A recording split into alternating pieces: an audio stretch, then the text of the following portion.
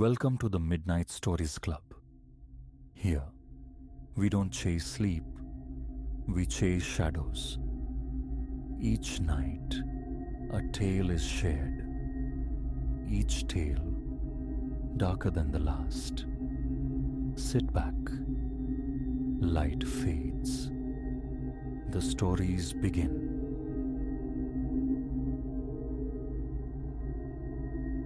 Not a Stygian damp, nor the reek of ancient water claimed my notice first. It was the thrumming, a deep, mechanical resonance utterly alien to this subterranean realm. 15 years I'd charted the city's bowels for the Infrastructure Collective.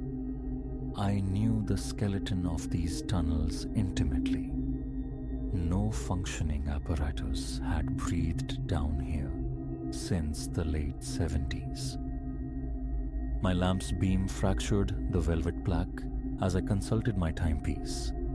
1447. Surface daylight was a forgotten concept, 50 feet beneath the city's clamor. Each footfall sent ripples through the shallow mire, my boots echoing against the weeping brickwork. The curved ceiling dripped calcite fangs, slick with decades of seepage. Deeper I ventured, and the sound intensified, not loud, not yet threatening, but persistent. A frequency smooth, unwavering, like vast machinery sleeping just beyond perception. My grip instinctively tightened on the lamp, its light snagged movement by the narrow service ledge tracing the wall. Merely a rat, though one of bolder dimension than the usual scurrying denizens. My handheld communicator yielded only dead air.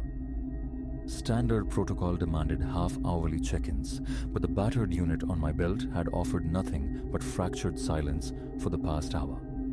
I keyed the transmit button. Dispatch, this is Silas. Sector Gamma 9, Old North Quarter conduits. Acknowledge. White noise hissed back. Again. Dispatch. Signal receipt. Over. Only the empty rasp of static replied. Then the resonance shifted, dipping subtly in pitch. A prickle traced my spine. It wasn't a head anymore. The thrum saturated the air itself, vibrating through the ancient bricks, emanating from everywhere and nowhere simultaneously. I swept the lamp's beam in a frantic arc, seeking wires, junctions, any mundane explanation. Bare brick met my gaze, adorned only with patches of tenebrous moss. I retrieved my work slate, calling up the schematics. This artery of the drainage network, birthed in 1887, saw its last significant overhaul in 62. Nothing since but cursory upkeep. No power conduits, no pumping stations, nothing to generate this pervasive hum. The slate's display flickered, the map momentarily dissolving into digital snow before reforming. As I watched, the battery indicator bled percentage points, 82 down to 67 in seconds. I slapped it dark, shoving it back into my satchel. The thrumming swelled. My boots grated on the concrete floor as I pivoted, resolved to retreat and summon a full survey crew. That's when I perceived it. A faint cerulean pulse emanating from a side passage some 20 feet distant. It waxed and waned in rhythm with the drone, a heartbeat of drowned starlight. I knew every junction, every tributary. That tunnel had no right to exist. Water climbed my shins as I approached the anomalous opening. My lamp revealed walls not of familiar brick, but of raw-hewn stone. The blue luminescence seemed to withdraw as I advanced, forever teasing the edge of my vision. The thrumming escalated, vibrating now in my teeth, a physical weight against my eardrums. My watch face dissolved into a scramble of meaningless digital fragments before extinguishing entirely. The lamp beam faltered, its clean white light yellowing, sickening. My backup torch, inert. The communicator refused to power on. I stood at the threshold into impossibility, the rhythmic blue painting the rough walls with shifting hieroglyphs of shadow. The drone filled my skull. My heart hammered a frantic counterpoint against my ribs.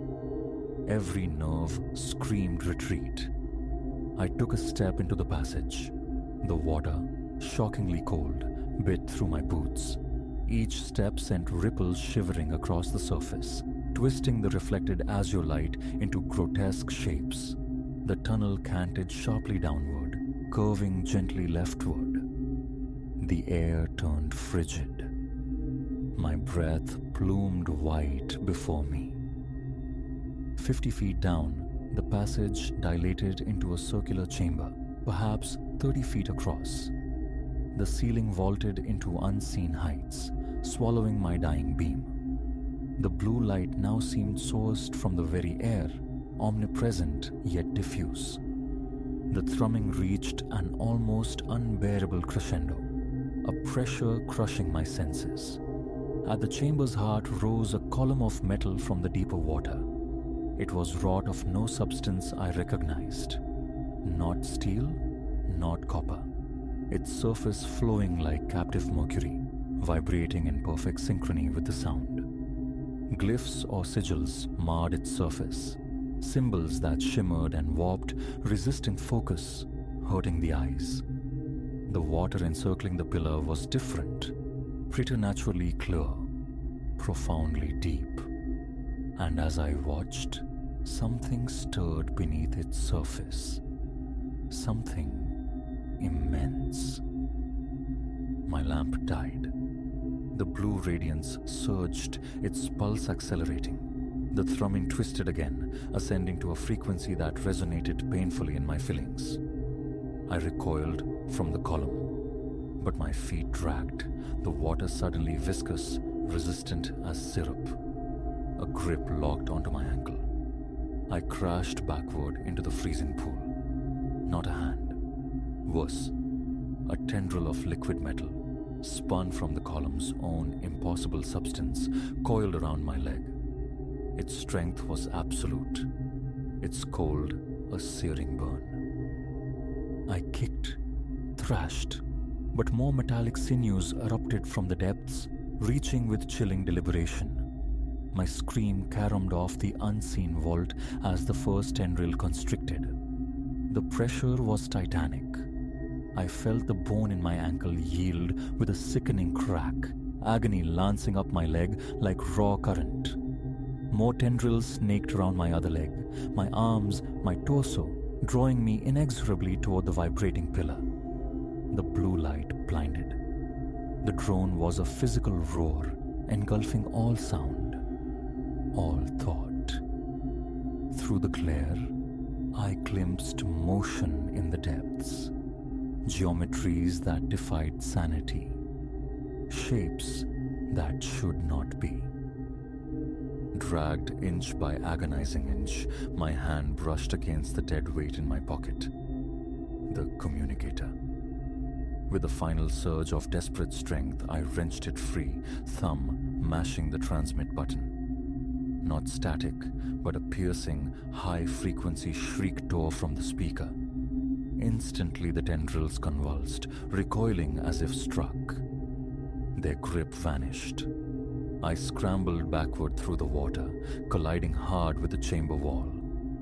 The communicator's whine intensified, and the central column shuddered violently. Fissures spider-webbed across its mercurial surface, weeping more liquid chrome into the churning water.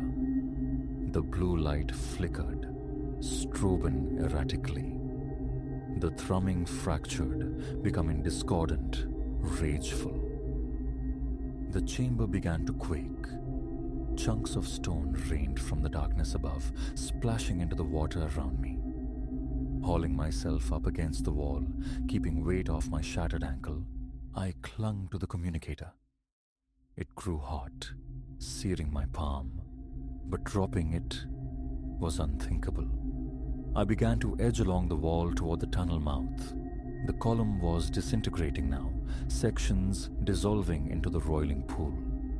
The blue light pulsed like a dying star, casting wild, purposeful shadows. More tendrils surged from the water, but they shied from the radio's piercing cry. The ceiling was collapsing. I half ran, half crawled back up the impossible tunnel, battling the deepening water. Spikes of agony shot from my ankle with every movement. Behind me, a colossal shifting, something breaking free in the ruined chamber. I dared not look back. The tunnel stretched, endless. Water surged, nearing my waist. The communicator grew impossibly hot until I could bear it no longer. I let it fall into the dark water just as I stumbled back into the main drainage conduit. The shriek cut off. The thrumming ceased. A heartbeat of absolute silence descended. Then, a new sound. A rushing, like a tidal wave, but distorted, fundamentally wrong, gathering speed behind me. I ran. Pain dissolved in a flood of pure adrenaline. Splashing through the main tunnel, I ticked off the stenciled markers: Gamma 9, Gamma 8, Gamma 7. The wrong water sound swelled behind me. Something struck my back, a blow hard enough to steal my breath. I staggered, recovered, pressed on. Gamma 6, Gamma 5. Light ahead, blessed surface light filtering down a maintenance shaft. Still 100 yards. My lungs burned. My legs were leaden weights. The presence behind me was a palpable pressure. More impacts. Back, legs, head. Not water. Flecks of the liquid metal burning like dry ice where they touched. I shook them off, surged forward. 50 yards, the light bloomed. 20, the ladder rungs ascending into daylight. 10 yards, something wrapped around my broken ankle again. Screaming, I kicked backward, blindly. My boot connected with a solidity that felt obscenely organic. The grip released. 5 yards. The ladder. I seized the first rung, hauling myself upward, arms trembling with exhaustion. Below, the water boiled and churned. I climbed faster than I thought possible, faster than I'd moved in my life. Reaching the top, I heaved the manhole cover aside.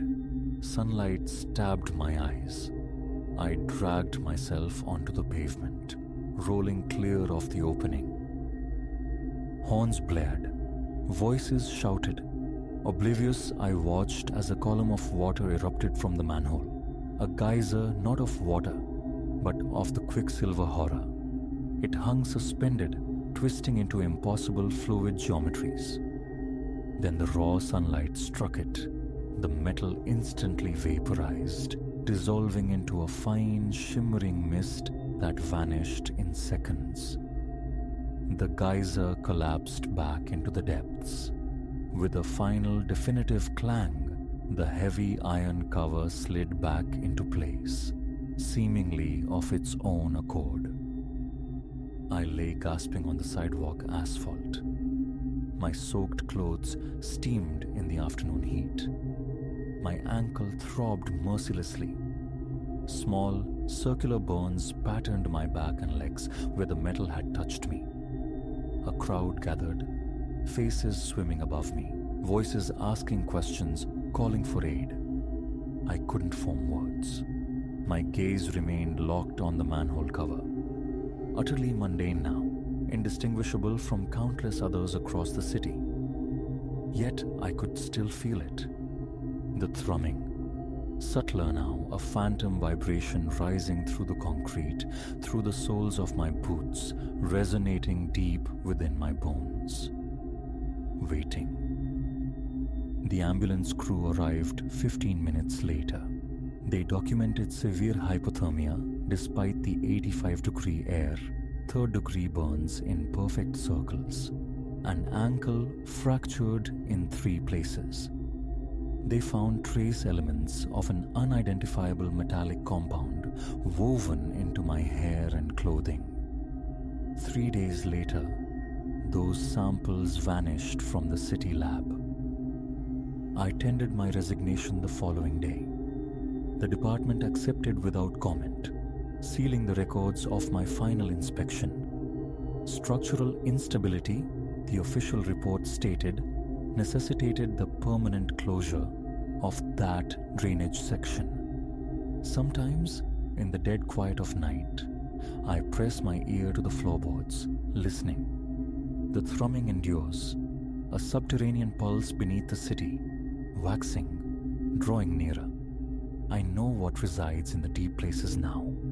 I know what waits in the darkness beneath the streets, growing, spreading through the old conduits like invasive roots. And I know, with chilling certainty, that someday, the interference, the lucky happenstance of a radio's cry won't suffice. The next time it reaches, it will not let go. But who would believe such a tale? It's merely infrastructure, isn't it? Century-old brick and forgotten storm drains. Nothing more. If you are reading this, give the North Quarter manholes a wide berth. Avoid the storm drains after dark. And should you ever perceive a low, insistent thrumming rising from the earth beneath your feet, run. Run without hesitation, as far and as fast as your legs will carry you, because it remembers me. And now, through these words, it knows you too.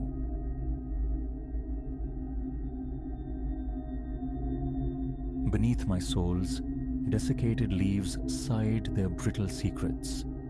Amber light slanted through the colossal pines, stretching shadows into grasping fingers across the trail. 6 hours I'd journeyed alone, swallowed by this remote artery of the Cascade Mountains, a solitary pilgrim in a silent, verdant maze. No signal bars, no human sign since dawn. Just the rhythm of my breath and the weight of my pack. Then, an alien scent. Smoke. Not the acrid bite of wildfire, but the mellow perfume of burning cedar, a campfire's ghost. The path banked sharply. Through a screen of firs, a clearing unfolded, revealing a hastily erected camp. Vacant. A compact tent stood sentinel over gear strewn like wreckage. I halted at the clearing's edge, a discordant note sounding deep within me. The fire pit cradled a pulsing heart of embers beneath grey ash, yet its tenders were absent. Their departure spoke of panic, a sleeping bag half spilled from the tent's maw. A cook stove toppled, food wrappers ripped asunder, granola hemorrhaging onto the packed earth. Is anyone there? My voice, an unwelcome trespass in the profound stillness. Silence answered. Tentatively, I stepped onto the disturbed ground. Details leaped into focus. Boot prints churning the dirt in frantic vectors. A water bottle overturned, its spilled lifeblood darkening the soil. The tent flap shivered in a non-existent breeze. Peering inside, a hollow backpack, garments flung about, a forgotten flashlight emitting a dying beam, a faint ghost in the afternoon gloom. A frantic tempo began beneath my ribs. Despite the mountain cool, a cold dew slicked my neck. My gaze swept the encircling trees, searching the dense undergrowth. Nothing stirred. Then, an anomaly. A shard of bark beside the fire pit, marked with charcoal. I lifted it. The inscription was stark. Stay quiet. It's still nearby. A tremor seized my hands. I replaced the bark precisely, a superstitious reverence guiding the act. Behind me, a twig fractured. I wheeled, heart leaping. The woods remained unchanged, imposing trees, lengthening shadows. Yet now, every shadow felt poised, inhabited. Another crack, nearer this time, the distinct pressure of something heavy. Retreating towards the trail, my own breathing roared in my ears. Control it. Silence. A bird erupted from a nearby branch, a feathered explosion that sent adrenaline searing through me. More sounds whispered from the forest depths, a furtive rustling, the soft thud of footfalls. Not animal. Too deliberate, too weighty. Reaching the path, I fought the primal urge to flee. Running creates noise. Noise invites pursuit. The steps circled the clearing, a phantom perimeter just beyond sight, weaving through the trees, drawing closer. 20 yards away, a branch dipped unnaturally, untouched by wind. Then another, 15 yards. I eased backward down the trail, measuring each slow step, eyes riveted to the disturbed foliage. Between two ancient trunks, darkness coalesced and vanished, too swift to resolve shape, but fast, exceeding human height. My boot dislodged a loose stone. It skittered down the path, the sound echoing like a betrayal. Abruptly, the movement in the woods ceased. Utter silence descended, smothering birdsong, wind, everything. Holding my breath, I counted heartbeats. 1, 2, 3. A low growl emanated from the trees. A subsonic vibration felt more than heard, resonating in my chest. Unlike any beast I knew. I bolted. Quiet be damned. Survival's raw imperative seized control. Down the trail I surged, branches lashing my face, stones conspiring to trip me. I flew onward. Parallel to the path, something immense crashed through the undergrowth, outpacing me. The growl deepened into a roar. A backward glance, fatal error. My foot snagged a root. The world tilted, slamming me earthward. Pain flared in palms and knees. The crashing sounds converged, arrowing directly towards my position. Scrabbling upright, I snatched a fallen branch. Pitiful armament, yet better than bare hands. Through the trees, glimpses, tall, dark, moving with an unnatural fluid gait. The stick quivered in my grasp. My entire frame trembled. The metallic tang of fear flooded my mouth. It burst from the tree line. I hurled the stick, futile. It glanced off the entity unheeded. Again, I ran, legs burning, lungs screaming, mind shrieking faster. The roar, terrifyingly close now, hot breath on my neck, claws tearing at the air behind me. The trail plunged steeply. I half ran, half tumbled down the decline, rocks scoring my hands. Onward. A fallen behemoth of timber blocked the way. No time to circumvent. I dove over it, landed jarringly, rolled, and scrambled back into motion. Behind me, the log erupted in splintered wood as the thing collided with it. The impact reverberated through the forest. Ahead, a cliff face loomed, revealing a dark fissure in the stone. A cave. Better than exposure. I sprinted towards this stone maw. The entrance, a narrow slit, forced me sideways, sharp rocks slicing my arm.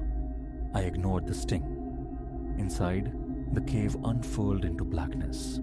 I pressed myself flat against the cold stone wall, striving to mute my ragged breathing. A colossal silhouette eclipsed the entrance light. The entity sniffed the air. Chitinous scraping echoed as claws tested the rock. Too large. It couldn't breach the narrow passage. A roar of frustration erupted, battering the cave walls, hammering my eardrums. Deeper into the subterranean darkness, I crept, one glacial step after another, away from the entrance. My searching foot met only void. Arms flailing, I arrested a fall into utter black. The guardian remained at the mouth, patient, waiting. Feeling along the wall, my fingers found a ledge.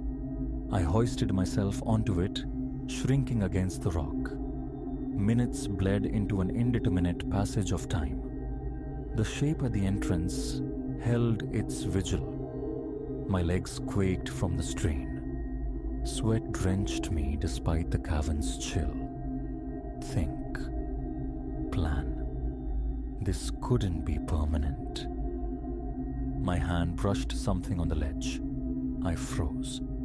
Slowly, meticulously, I explored the object. Smooth, cold metal. A flashlight. I thumbed it on. A feeble beam, twin to the one in the tent, but sufficient. It revealed the ledge snaking along the wall, terminating at another opening, a smaller tunnel branching off into deeper unknown. Glancing back, the sentinel remained, watching. Two paths. Wait here for its departure, or risk the tunnel. Movement on the cave floor snagged my attention. Scratches etched into the rock, the same frantic hand as the bark message. Don't use light. It draws them. Them? Plural. I extinguished the beam. New sounds resonated through the cave, not from the entrance, but emanating from the tunnel. Scraping, clicking, drawing inexorably closer. The entity at the cave mouth growled low. Answering growls echoed from the tunnel's depths. I pressed harder against the stone. No escape remained. The clicking sounds reached my ledge. Hot, fetid breath washed over me from multiple directions. I squeezed my eyes shut. A pointless gesture in the absolute dark. Claws found their purchase. That was 3 days past. I relay this from a sterile hospital bed. The doctors, with their clinical gazes, dismiss my narrative. Their focus is the mending. The deep lacerations, the fractured bones, the rampant infections. They inquire about my escape. I profess amnesia, a necessary falsehood. I recall every detail, the glint of teeth, the multitude of eyes, the impossible geometries of the forms. I remember the brutal territorial clash over the quarry, me, the chaos that birthed my chance.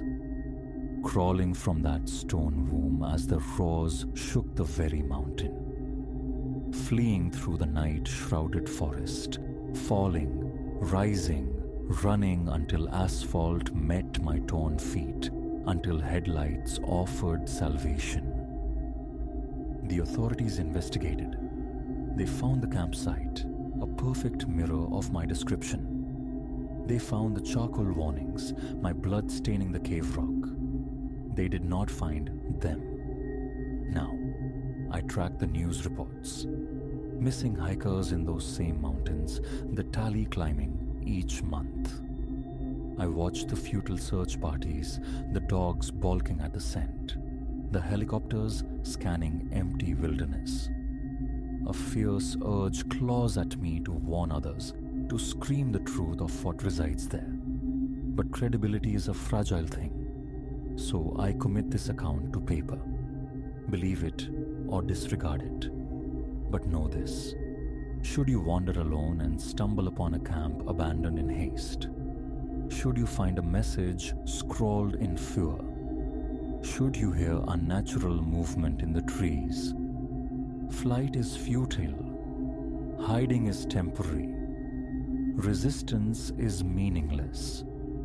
Understand that it's already too late, because they are legion, and they hunger. My discharge is scheduled for next week. They call me fortunate, a miracle survivor. They ask if I'll ever hike again. I assure them I won't. Another lie. I am returning to those peaks, to that cave. Not for recreation, not for exploration. For retribution. Now I possess their tactics, understand their vulnerabilities, grasp the shape of their alien minds. I will not go alone this time, nor unprepared. They fancy themselves the predators. It is time they learned their error. The police offer no recourse. The rangers offer disbelief. The burden falls to me. Someone must draw the line. Someone must end it. Though the cost may be everything. I consult my calendar. The full moon waxes in 2 weeks. Ideal hunting conditions.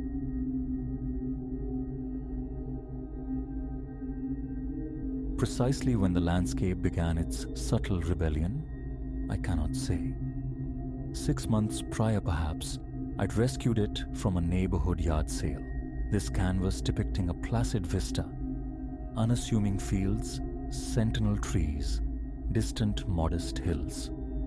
A simple fence bisected the foreground, flanked by indistinct floral bursts near a diminutive pond. It served its purpose, occupying a vacant stretch of hallway plaster, a silent companion on the daily trek between slumber and ablution. Old, certainly, its pigments faded beneath a patina of age, yet housed in a decent frame, projecting tranquility. Beyond the first week, it dissolved into the wall's texture, unremarked, unscrutinized. Then, maybe a month ago, mid-stride on a morning passage, I halted. The arboreal cluster to the left, had it not always nestled closer to the fence line? Now it seemed to have retreated, subtly distancing itself. An illusion, perhaps, a trick of the cracked varnish catching the light. I attempted to reconstruct its former geography in my mind's eye, but the memory remained elusive, blurred like old watercolors. Thin fissures spiderwebbed across the painted sky. Perhaps these, interacting with the ambient light, warped the perspective. Dismissing the anomaly, I continued toward the day's demands. Days later, another discrepancy arrested me. The heavens above the painted hills wore a bruised, sullen aspect, unfamiliar and brooding. Storm clouds? No. My recollection insisted on a gentle cerulean wash, soft and benign. Leaning closer, scrutinizing the textured impasto, the brushstrokes composing the clouds seemed agitated, rougher than I recalled. My fingertip tapped the sturdy, aged wood of the frame. The canvas itself appeared ordinary, static. Nothing stirred under my gaze. My own mind, I concluded, overtaxed and prone to invention, must be conjuring details previously overlooked. The subsequent week saw me pause with increasing frequency before the pastoral scene. Each examination unearthed fresh disquiet. The meadow grass, one day clipped short, seemed to luxuriate wildly the next. The flowers cycled through unnatural hues. A fracture appeared in the fence's corner post. A knot of apprehension tightened low in my belly, with every perceived shift constricting my breath, pressing against my ribs. I'd rake fingers through my hair, step back, blink hard, refocus. The scene remained stubbornly inert while observed, a silent tableau. Yet, incrementally, the alterations accumulated, undeniable. A dryness coated my throat whenever I passed. Avoidance became difficult. The passage to bathroom or bedroom necessitated traversing its unsettling presence. One dawn delivered a sight that slicked my palms with sweat. A tenebrous shape lurked within the tree line, where no shape had been. Vague, humanoid, a silhouette stationed deep amongst the trunks. Squinting, breath held captive in my chest, I drew near. It resembled less a figure, more a deliberate shadow woven into the pigment, devoid of discernible features or attire, merely a darker concentration of paint mimicking a human form. A tremor traced the length of my arms. "Shake it off," I commanded myself.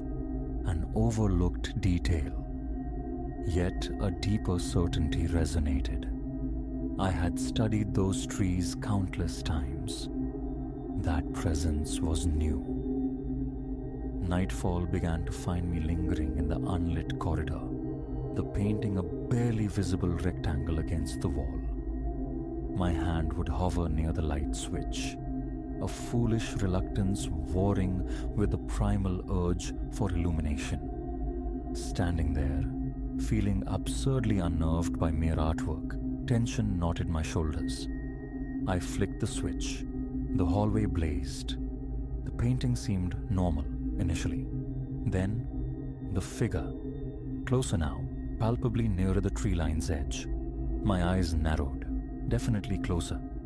Its form, though still obscure, suggested greater height, elongated limbs perhaps.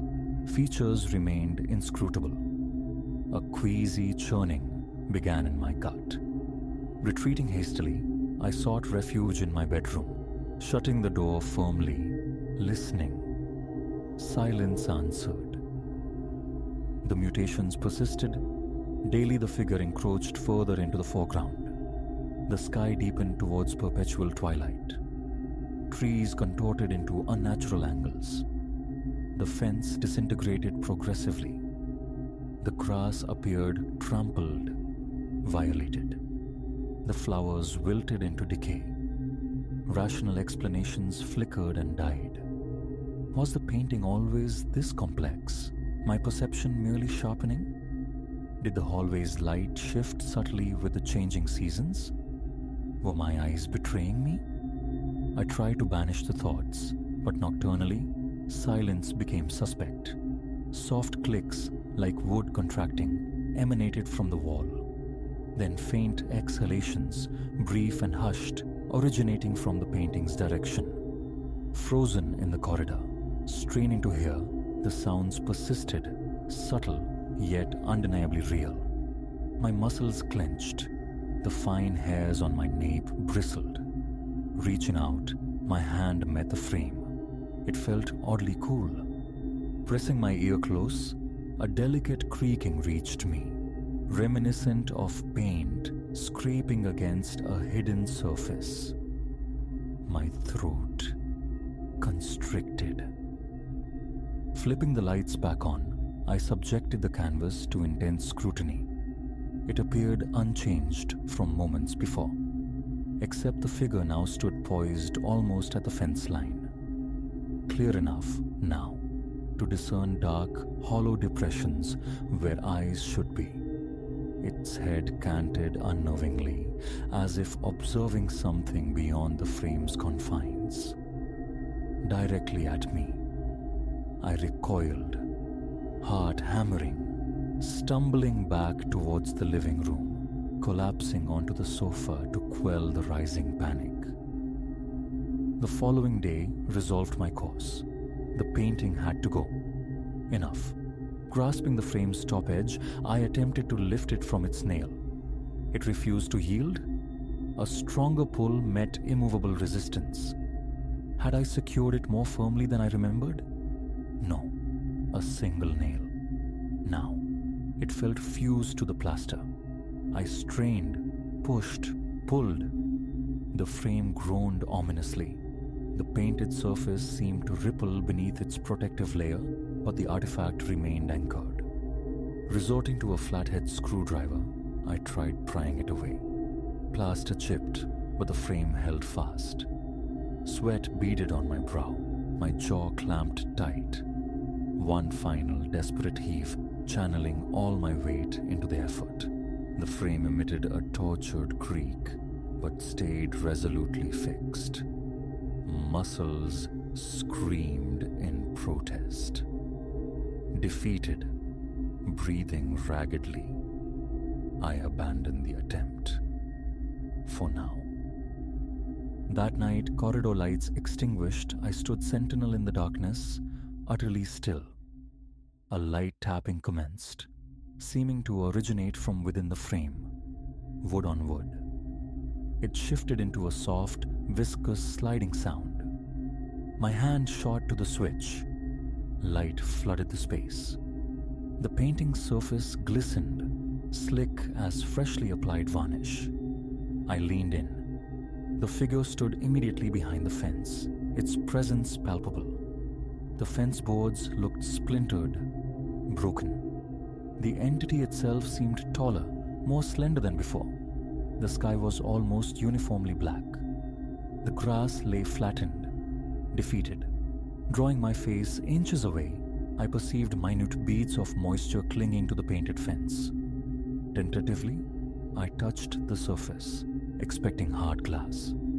My fingertip met a yielding dampness. The acrid tang of old paint filled my nostrils. Revulsion surged. I snatched my hand back, heart thrashing against my ribs. Wiping my finger on my jeans, I fled to my bedroom, locking the door behind me. Sleep offered little respite, punctuated by phantom footsteps echoing in the hallway. Twice I rose, pressing my ear to the door, hearing only a faint crackling. Flinging the door open, activating the light. Stillness. The painting hung as before, the figure staring blankly ahead, its eyes abyssal pits of pigment. I retreated, leaving my bedroom light burning, sitting rigid on the edge of my bed until dawn's grey light seeped through the window. Morning brought futile attempts to enlist aid. Alistair claimed busyness. Ben didn't answer his phone. Alone, I confronted the painting again, arms crossed, staring. It had worsened. The scene plunged into near-total darkness. Trees writhed like agonized limbs. The fence was a ruin, the grass patchy and dead. And the figure, pressed right against the foreground, its painted hands seemingly gripping a fence post, knuckles rendered as dark bulbous lumps. Its head angled downwards, suggesting immense pressure against an unseen barrier. Tapping the surface elicited a faint, hollow resonance. I fetched a damp cloth, attempting to wipe the frame, hoping to loosen its hold. The wood felt abrasive, shedding splinters onto the fabric. Pulling my hand away, I saw angry red scratches bloom across my palm. A sharp sting. Clenching my teeth, I fought down panic. A new strategy. The garage yielded a hammer. Light taps on the frame proved ineffective. Harder blows resulted in the hammer bouncing harmlessly, leaving no mark. I struck the glass. Once, twice. Intact. My arm trembled with exertion and fear. A forceful blow to the frame's corner produced only a dull thud. The painting remained undisturbed. Breathing grew rapid, painful. I sagged against the opposite wall, hammer dangling limply. Fleeing crossed my mind. Abandon the house, never return. But keys, wallet, life, all resided within these walls. This was home. Gripping the hammer tighter, paralyzed by indecision, my mouth felt like desert sand. That night, defiance dictated every light in the house remain lit. Hallway, bathroom, kitchen. A desperate, incandescent stand. From the living room, angled strategically, I watched. The figure appeared to be leaning forward, pressing against the painting's inner surface. A visible bulge distorted the canvas. Rising, sneakers squeaking on the floorboards, I approached, legs trembling. My hand, shaking uncontrollably, reached out. The surface felt soft, gelatinous. I recoiled instantly, heart seizing. A faint, chemical odor hung in the air. Wet paint, sharp and invasive. A cough escaped me as I stumbled back, colliding with a small end table.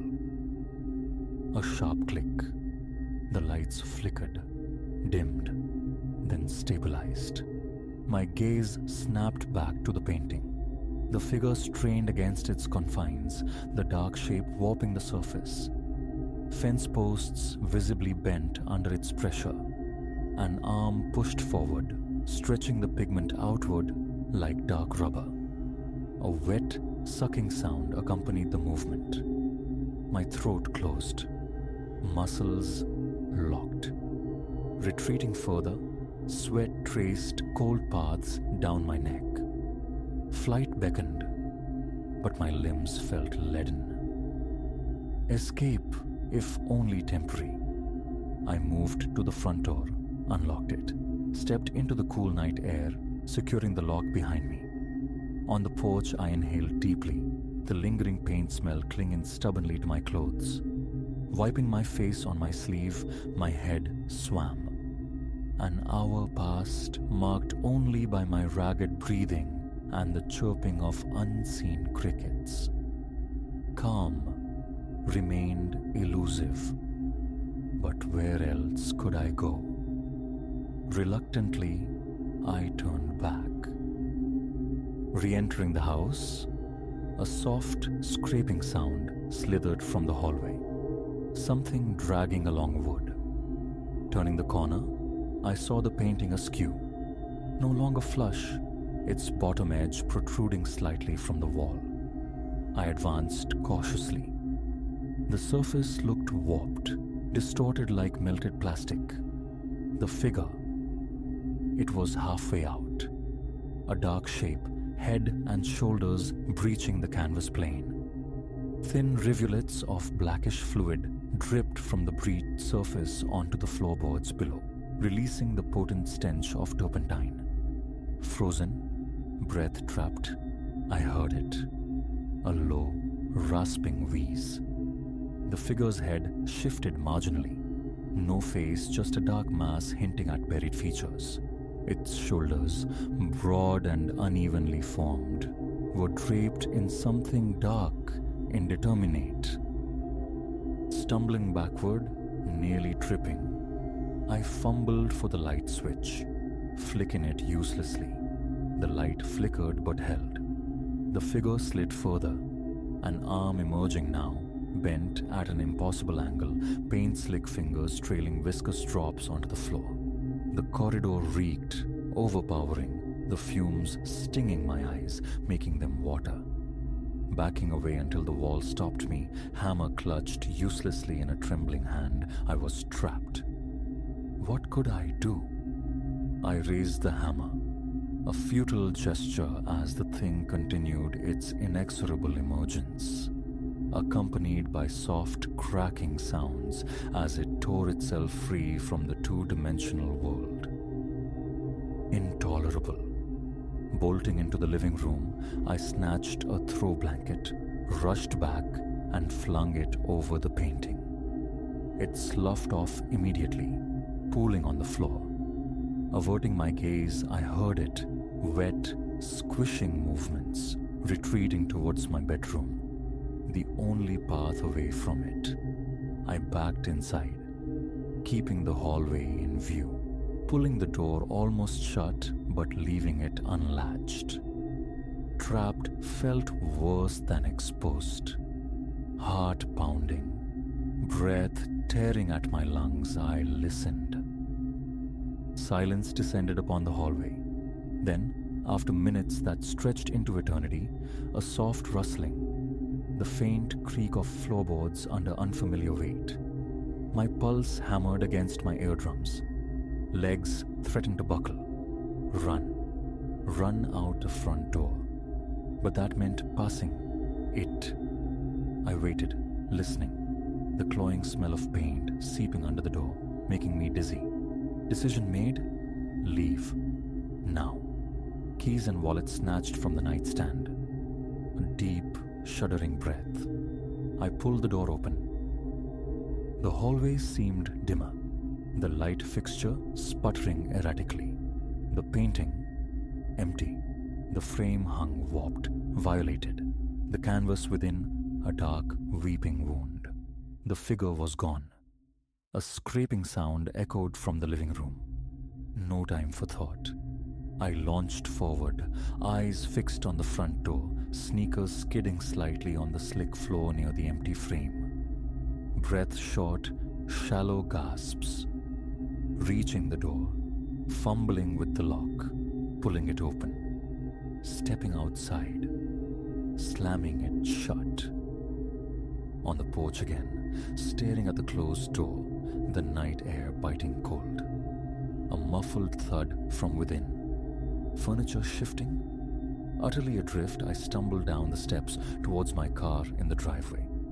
Inside, engine roaring to life, I stared back at the lit windows. No movement visible. Just the silent, illuminated facade of my home. Engine idling. Hands shaking on the wheel. Sweat cooling rapidly on my skin.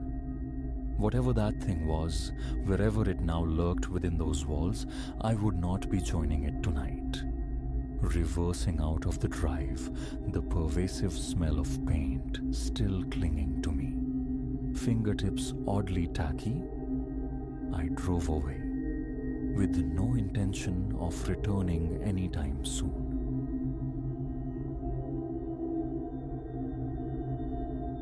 The stillness woke me. Not silence precisely, but an absolute cessation. A void where the wilderness's usual dawn symphony should have been. No trill, no chirp, no rustle of unseen life. A profound quiet pressed in. Unlatching the tent flap, I peered into the penumbra of first light, a leaden disquiet blooming in my chest. Something was aberrated.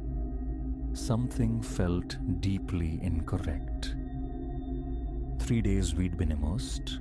Myself, Elias, my oldest friend, Reese, and Clara, his partner. A week we'd planned, a shedding of the mundane grid for the solace of raw earth. But surveying the clearing now, ice traced its way through my veins, etched deep into the bark of every sentinel tree surrounding our small haven. Were glyphs, complex, unsettling designs that pulsed with a barely perceptible luminescence in the dimness. They formed an unbroken ring, a perfect, intricate fence that had simply not been there when darkness fell. Reese. My voice was a threadbare thing, barely disturbing the heavy air. Reese, you need to witness this. Fabric rustled within their tent, then Reese's sleep-thickened voice. What is it, Elias? Sun's barely cracked. Just come out, please. Moments stretched before Reese emerged, scrubbing at his eyes.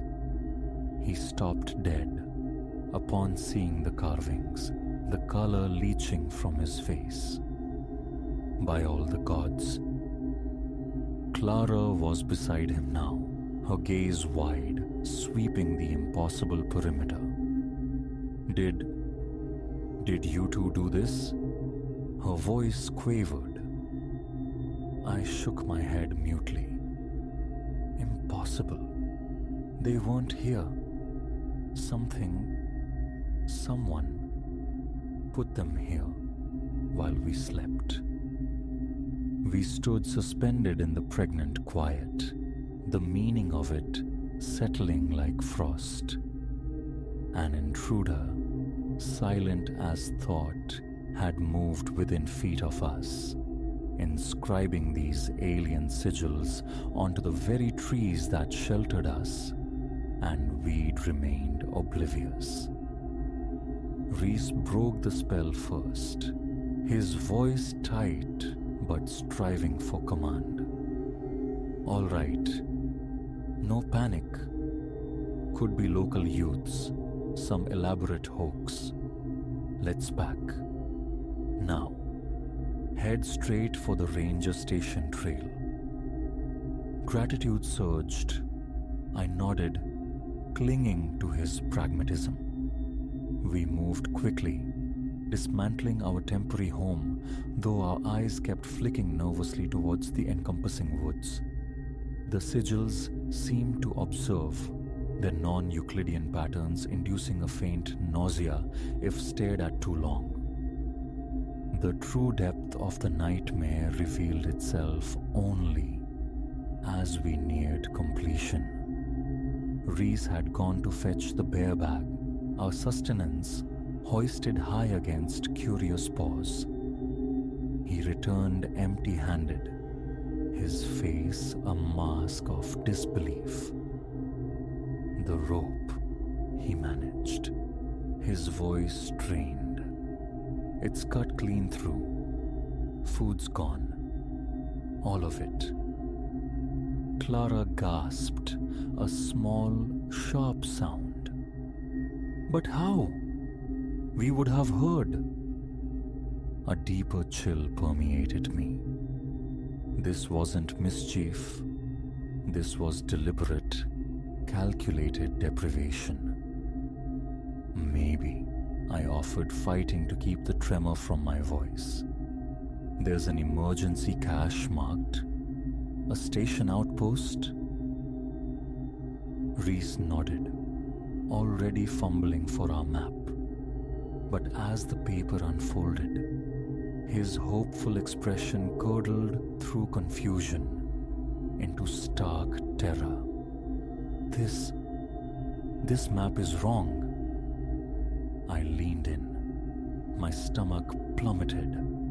It was our map, yes, the one guiding us for days, but now it was overlaid, corrupted by the same swirling, intricate sigils that marked the trees. Trails, contours, landmarks, all swallowed by the alien script. Okay, I forced the word out, drawing a ragged breath. Okay, don't spiral. We know the bearing, east. We just push east, bound to hit a service road, something.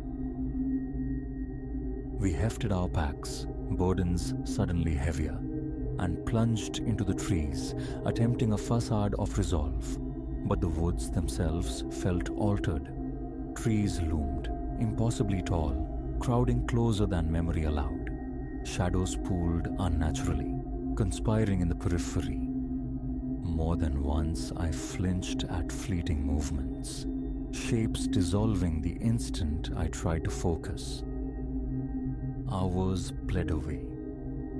By any reasonable measure, the trailhead should have been reached, yet the forest only deepened, showing no sign of relinquishing its grip. Our water dwindled. Hunger gnawed with sharp teeth. We need to halt, regroup, Reese finally declared, the stress palpable in his tone. We found a small mossy depression and shed our packs. While Clara carefully measured out the last sips of water, I shinned up a towering pine, desperate for perspective. The view from the canopy crushed what little hope remained. Forest, endless, suffocating forest stretched to every horizon, unblemished by road or structure. And worse, far worse, visible even from this height, carved into distant trunks, were more sigils, forming vast, concentric rings around our position. We weren't escaping. We were being corralled. Relaying this grim discovery to Reese and Clara below felt like extinguishing the last candle.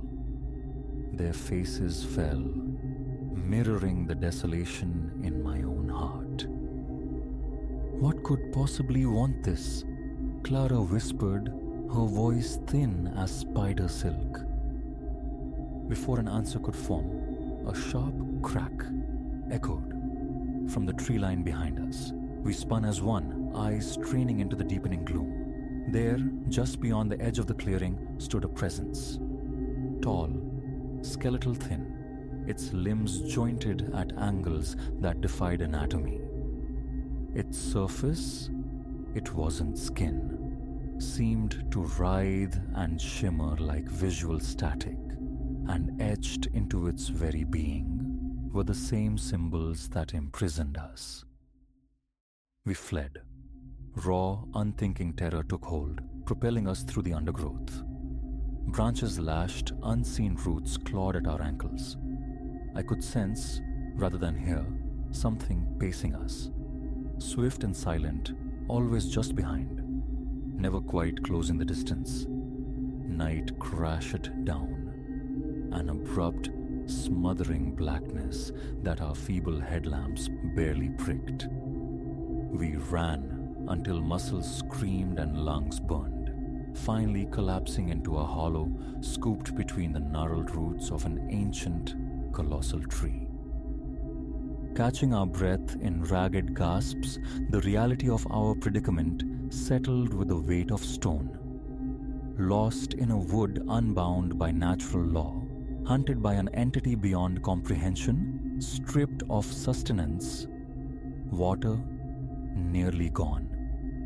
The sheer impossibility struck me like a physical blow. "What do we do?" Clara breathed, her hand locked tight in Reese's. I opened my mouth, but sound refused to form. What solace could I offer? What lie could possibly hold against this crushing truth? A sound threaded through the darkness, a low, resonant humming, seemingly sourceless yet emanating from everywhere at once. The air before us began to waver, to ripple, and the damnable sigils bloomed again, suspended in the void like ghostly projections. "Oh God," Reese choked out. "They're here." The humming intensified, escalating into a pressure building inside my skull. A physical intrusion attempting to breach the walls of my mind. I saw Reese and Clara clutch their temples, faces twisting in agony. Then came the visions. Flashing glimpses of cyclopean structures beneath alien suns. Beings of indescribable form moving through dimensions utterly hostile to human perception. And woven through it all, the sigils, pulsing, writhing, conveying a meaning just beyond the threshold of understanding. I don't know how long we endured that psychic assault, submerged in vistas no human mind was built to contain. Minutes or millennia. Time lost all meaning. Then, with merciful abruptness, it ceased. When my eyes fluttered open, the forest was gone. We lay upon cold, impossibly smooth stone within a chamber of staggering immensity, its walls, floor, and ceiling vanishing into unlit infinities. Every surface crawled with the now familiar symbols, glowing with a cold, internal light. And we were not alone. Arrayed around us stood the entities, dozens of them, their forms fluid, unstable, painful to behold. They made no aggressive move, merely observed with apertures that were not eyes. One detached itself from the assembly, its form coalescing into something vaguely, disturbingly anthropomorphic.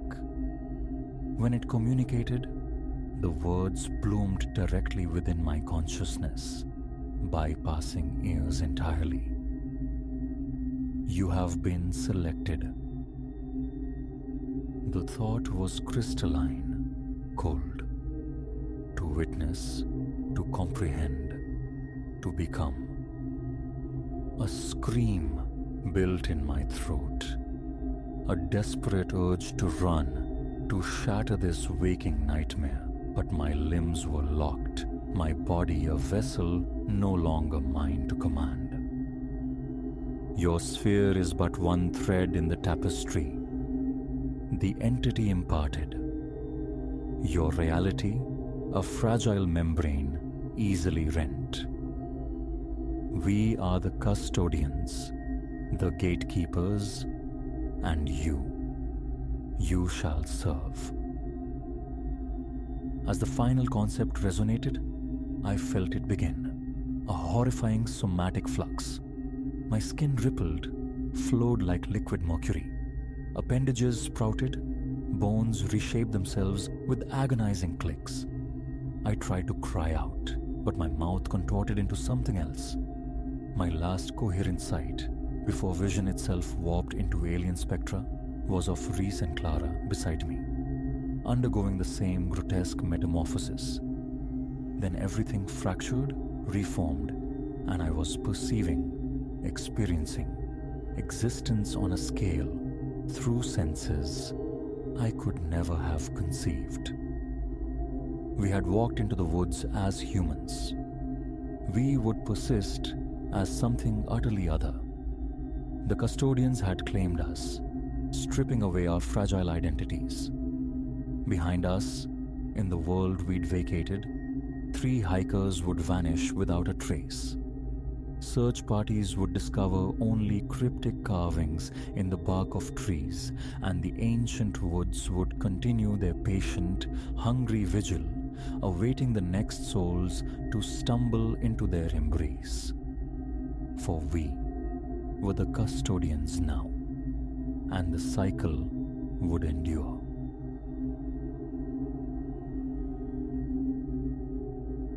That a common speculum, a mere reflector of light, could provoke such disquietude was a notion I'd never entertained. Yet the looking glass procured from the sepulchral antique emporium possessed an undeniable aura. Its frame, a ponderous structure of gilded extravagance, writhed with Baroque convolutions along its perimeter.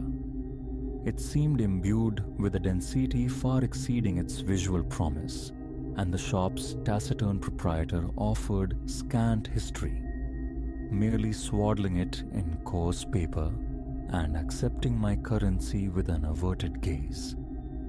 A shrug masked my nascent unease. I departed, convinced I'd acquired a singular adornment for my parlor. Would that I had fled instead. Sunlight, piercing the hallway around the meridian hour, struck the glass as I bore my acquisition indoors. I recall the peculiar way it fractured the light, an unsettling curiosity. Beneath my fingertips, the surface held an unexpected, almost vital warmth.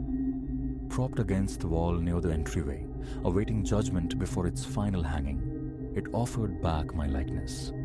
It was then, in that initial appraisal, that the first subtle fissure in reality appeared. My hair, my features remained unchanged, yet a smudge, dark as a bruise, materialized upon the shoulder of my reflected shirt. A glance downward confirmed my actual garment remained immaculate. The discrepancy arrested me. When my gaze returned to the mirror, the phantom stain had vanished. My reflection was restored, congruent. Rationalizing it as a flaw in the antique silvering, perhaps a mote of dust, I fetched cleanser and polished the surface until it gleamed, pristine. Throughout that afternoon, my path intersected with the mirror's view repeatedly.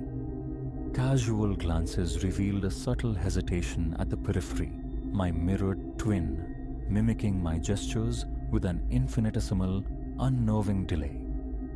A frown creased my brow, dismissed as a trick of weary eyes, a phantom born of fatigue from protracted work hours. Later, I resolved to install it in the parlor, above a diminutive console table adjacent to the window. Heaving its surprising weight taxed my strength.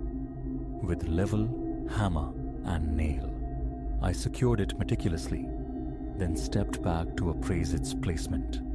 From the room's center, I sought perspective, verifying its alignment. My gaze swept across the reflected space behind me. The settee correctly positioned, the drapes swept aside, the lamp occupying its customary corner. And then, the anomaly. A door reflected behind my image. The portal to the subterranean storage. The cellar. In the tangible world, that door was unequivocally shut. The mirror, however, depicted it slightly ajar, a sliver revealing impenetrable blackness. A swift, disbelieving turn confirmed the actual door remained firmly closed. Reverting my attention to the glass, its image now concurred with reality. The reflected door was also shut. A tremor of apprehension coursed through me, my arms feeling suddenly weak. Yet I forced the logic. A trick of light, an odd angle reflecting the handle, and dismissed the rising tide of unease. Sleep proved elusive that night. Faint sussurrations threaded the darkness, the ancient timbers of the house groaning, or perhaps signaling something else entirely. Near midnight, thirst drew me toward the kitchen for water, but an inexplicable magnetism pulled me instead toward the parlor. Igniting the lamp cast a wan glow, and the mirror captured my elongated shadow. I drew nearer, leaning in until my face filled the frame. My own eyes stared back, veined with sleeplessness, but devoid of blemishes or temporal distortions. A wave of foolishness washed over me. My anxieties seemed absurd. Yet, precisely as I began to turn away, a sound emanated from the glass. A delicate percussion, a series of soft, insistent raps. My pulse leaped. Stepping back sharply, I scanned the surface for cracks, for an insect trapped behind, but found only flawless clarity. My fingers traced the gilded frame, feeling the frantic drumming against my ribs. Silence resettled. After several moments suspended in heavy breathing stillness, I retreated to bed, though slumber remained a distant shore. Navigating the following day, shrouded in fatigue, felt like wading through treacle. My office duties, poring over documents, meticulous data entry, demanded concentration I couldn't muster. My focus fractured, thoughts straying constantly to the enigmatic object awaiting my return. I confided in Silas, my colleague, recounting the mirror's strange proclivities. He offered a chuckle, attributed the phenomena to the quirks of antiquity, the charming imperfections of age. He jested about spectral tenants. A hollow laugh escaped me, masking the knot tightening in my gut. It wasn't mere imperfection. It was the deliberate schism, the phantom stain, the cellar door breathing open in the glass, that gnawed at my composure. I attempted to bury the disquiet beneath procedural tasks. Returning home that evening, I paused at the parlor's threshold, surveying the speculum from a distance. It offered a faithful reproduction. The room entire, the hallway beyond, the cellar door firmly shut. The furnishings stood correctly, the curtains draped open as I had left them. A fragile sense of normalcy tentatively returned. I prepared a solitary meal, consumed it before the television's flickering light, then sought the cleansing ritual of a shower before retiring. Emerging, I moved to extinguish the parlor lamp and froze. Immobilized by disbelief, I stared into the mirror. It did not reflect me standing there. Instead, the glass depicted me, Elias, occupied back in the kitchen, moving between counter and stove, stirring something unseen in a pot, glancing towards the cupboards. This utterly false image persisted for a breathless second before dissolving as swiftly as it formed, my actual reflection, standing stunned by the lamp, snapping back into place. I recoiled against the settee, heart battering my ribs like a trapped bird. A strangled gasp lodged in my dry throat. I could form no words. Beads of cold perspiration bloomed on my brow. For a long interval, I simply stared, transfixed, anticipating another rupture in its surface. My phone lay nearby. The impulse to summon Silas, to demand witness to this impossibility, warred with the certainty of his derision. Lowering the phone, I compelled myself closer. My palm met the glass. Cool, solid, unyielding. My hand's faint reflection aligned perfectly with its corporeal twin. Nothing overtly strange occurred. With a ragged exhalation, I doused the lamp and fled to my bedroom, leaving the mirror to its silent vigil in the gloom. Sleep, oblivion, was all I craved. I awoke later to a muffled cadence penetrating the night stillness. Faint, but rhythmic, like deliberate footfalls ascending a stairwell. It took moments to place the origin. The parlor. My heart resumed its frantic rhythm, my mouth instantly arid. Slipping from bed, I activated the hallway light, standing just outside my bedroom door, listening intently. The thudding persisted. Gooseflesh prickled my arms as I crept towards the living room. Reaching the doorway, I saw it. The cellar door yawned wide, gaping into the profound darkness of the stairwell leading down. I never leave it open. Its warped frame demands forceful persuasion to yield or secure. Yet now, it stood agape. My gaze darted to the mirror. Its depths held another horrifying scene. My mirrored self stood there, yes, but pivoted towards the reflected cellar entrance. I watched, paralyzed, as my doppelganger, my reflection, stepped across the threshold in the glass, descending into the void beyond, while I, the real Elias, remained rooted in the parlor, immobilized by a primal dread.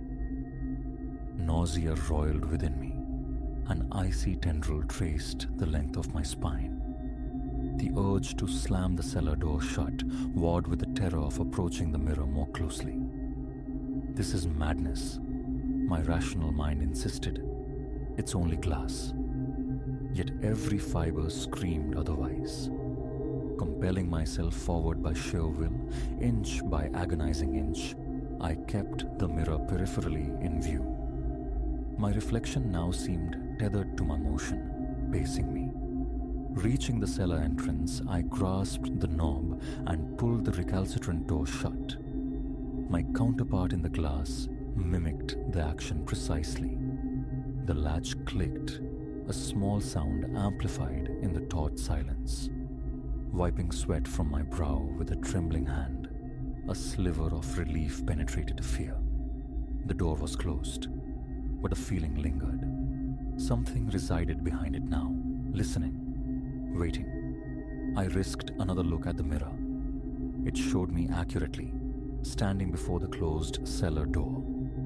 For an instant, then, a fleeting motion disturbed the reflected background within the glass. An amorphous shadow slithering across the hallway floor. A panicked glance over my shoulder revealed nothing behind me. The tangible hallway was empty, still. Returning my gaze, the reflected hall was static once more. The shape vanished. My flesh prickled violently. Breath came in ragged gasps. My heartbeat thundered in my ears. Retreating hastily to my bedroom's sanctuary, I secured the lock. Perched on the edge of my bed, I fought to regulate my breathing, my fingers quivering uncontrollably. I strained my ears, listening for any recurrence of sound. Only the house's familiar nocturnal sighs answered. Hours passed in vigilant wakefulness, eyes fixed on the bedroom door. Eventually, exhaustion claimed me, pulling me down onto the mattress, though true rest remained elusive. With morning's fragile light came resolve. The mirror had to go.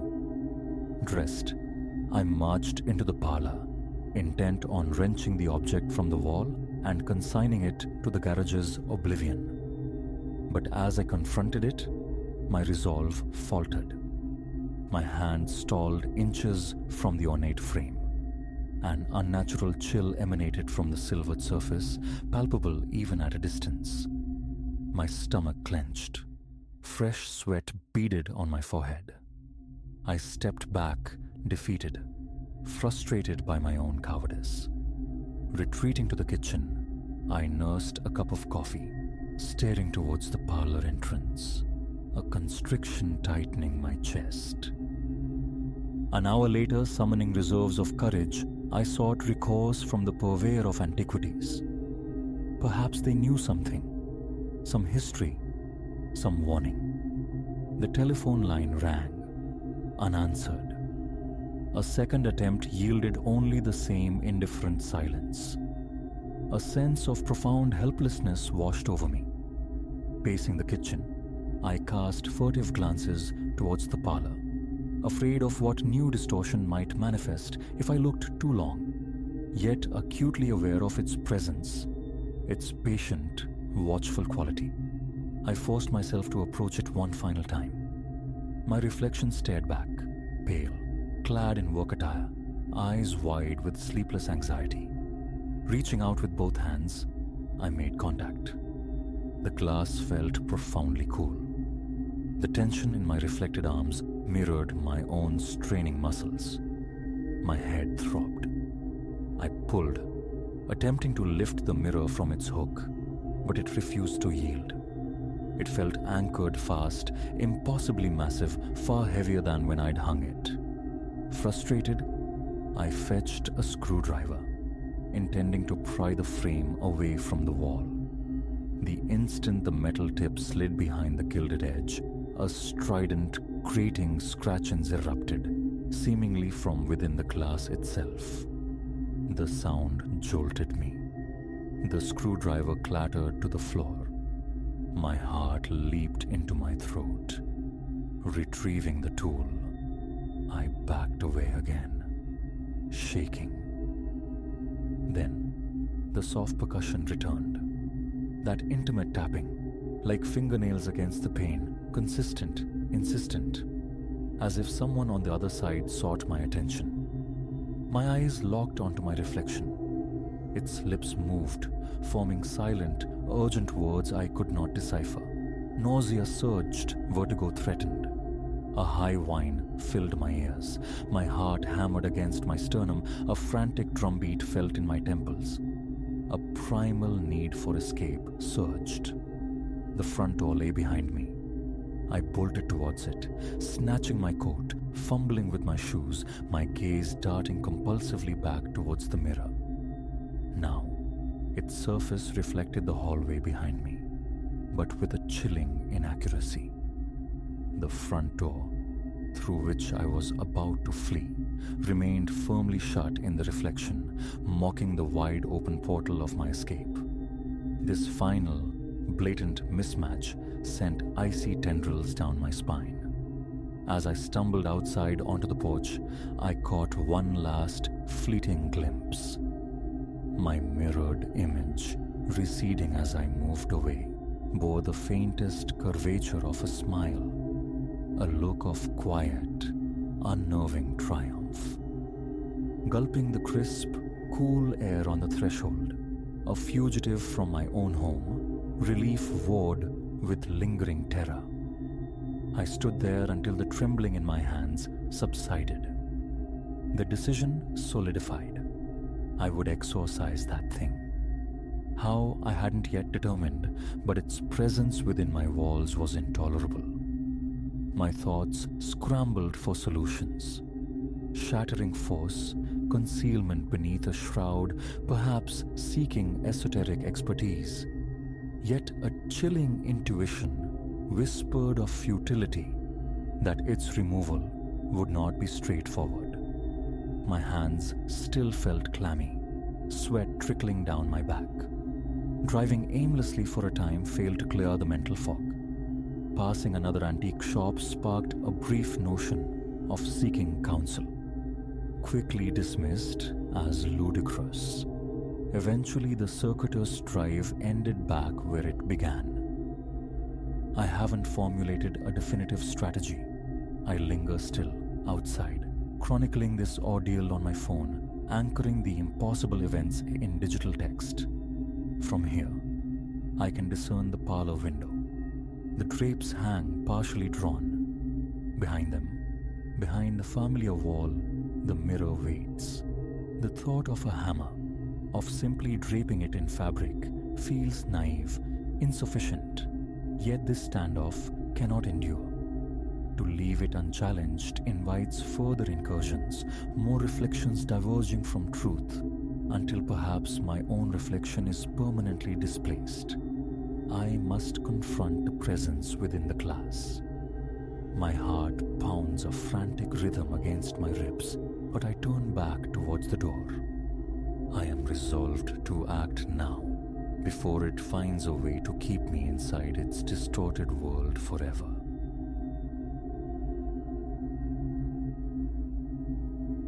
A stuttering pulse of light, then oblivion swallowed the road ahead. The engine coughed, a final rattling sigh, surrendering us to the silence of the serpentine track carving through the hills. Liam turned the ignition key. A hollow click answered, mocking our predicament. We were marooned. "This isn't right," Chloe breathed beside him, her voice taut with exasperation. In the wan lunar glow filtering through the dense canopy, her face was a pale oval of worry. Liam fished out his mobile, already anticipating the dead screen. No service. Civilization felt galaxies away, nestled somewhere beyond these impenetrable woods. The GPS, our supposed guide, had betrayed us an hour prior, luring us onto this forgotten ribbon of asphalt absent from any map. So, Liam, what's the plan? A tremor had infiltrated Chloe's question. He scanned the impenetrable darkness beyond the windscreen. Then, a flicker caught his eye. Faint, distant, off to the right. "Look," he urged, pointing. "A light. Could be a house. Someone might have a landline." Chloe hesitated, a silhouette of doubt. Just walking up to some remote house. "Liam, it feels reckless." Her caution was sensible, yet options were scarce. It's that, or we sleep in the car and pray for a passing motorist tomorrow. Given this road's solitude, that's a long shot. A resigned sigh escaped her. All right, but we tread carefully. Retrieving dim beam torches from the glove compartment, we stepped onto the damp earth. The night air hung cool and heavy, thick with the fragrance of pine needles and sodden ground. Gravel crunched underfoot as we navigated towards the beacon. Gradually, the silhouette of a substantial farmhouse materialized, aged, its paint flaking like sunburnt skin, porch sagging under the weight of years. Yet, warm light spilled from its windows, a deceptive promise of sanctuary. We reached the threshold. Liam raised a hand to knock, but the door creaked open before his knuckles met wood. A tall, gaunt man stood there, his hair streaked with grey, eyes sunk deep in their sockets. "Evening," he rasped, his voice like stones tumbling in a dry creek bed, though not entirely unwelcoming. "What misfortune brings you folks out this way so late?" Liam recounted our vehicular failure. A sympathetic smile cracked the man's weathered face. "Engine trouble, is it? Hard luck that. Silas, folks call me. Best come inside. Get yourselves warm." We'll figure something out. Chloe's fingers tightened on Liam's arm, a silent plea for vigilance, but Silas's apparent cordiality, coupled with the warmth radiating from within, proved too potent a lure. We crossed the threshold into a space overwhelmed by accumulated possessions. Every surface groaned under knickknacks, yellowed newspapers, and tangles of unidentifiable mechanical bits. The air was dense, smelling of stale pipe tobacco, and an acrid chemical undertone Liam couldn't place. "Agnes!" Silas bellowed towards the back. "Got visitors!" A short, stout woman emerged, wiping her hands on a floral apron. Her grey hair was a frizzy halo, and she beamed at us, a wide smile that seemed disconnected from her watchful eyes. Goodness me, company at this hour? Isn't that grand? Her voice was high-pitched, almost brittle. "You poor lambs must be chilled to the bone. Sit yourselves in the parlor while I brew some tea." Before refusal could form, Agnes swept us into a claustrophobic room dominated by a vast, threadbare couch. The walls were plastered with faded photographs, their subjects gazing out with vacant stares. Silas sank into a dilapidated armchair opposite us. "So, where were you headed?" Liam explained their journey to visit Chloe's family, omitting specifics. He noted Silas's gaze flickering between them, assessing. Agnes bustled back, bearing a tray laden with steaming mugs and biscuits. As she placed it down, that peculiar chemical odor wafted stronger, reminiscent of degreaser or solvent. "Right then," Silas said, leaning conspiratorially closer. "That car of yours. I'm fairly capable with motors. Come morning light, I'll have a look. Too treacherous out there now, these roads." Liam and Chloe exchanged uneasy glances. Overnighting here felt deeply unsettling, yet the prospect of returning to the cold, dark car was worse. "That's awfully generous," Chloe managed, her tone guarded. "But we wouldn't want to be a burden. If we could just borrow your telephone to arrange a tow." "Oh heavens, the phone line's been dead for days," Agnes interjected, her smile fixed.